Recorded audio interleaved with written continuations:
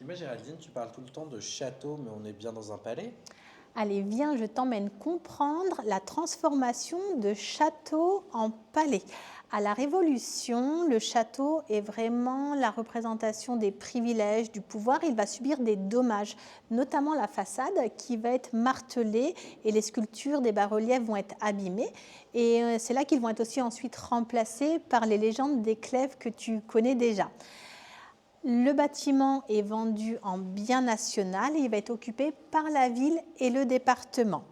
Quelques années plus tard, l'hôtel de ville actuel va être construit, la ville va s'y déplacer et le département va récupérer l'intégralité du lieu pour y installer le palais de justice. Et c'est vraiment à partir de là qu'on va avoir le nom palais qui va être plus utilisé. Et aujourd'hui, on y trouve quoi ici?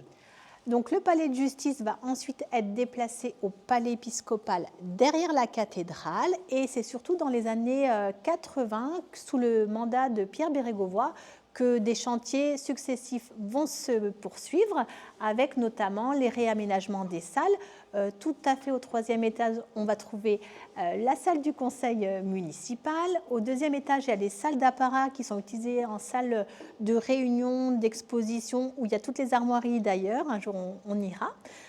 Au premier étage, il y a une salle d'exposition. Et puis ici, au sous-bassement, il y a un lieu très intéressant, le SIAP, un espace patrimoine qui est dédié à l'histoire de Nevers, son évolution, son lien avec la Loire.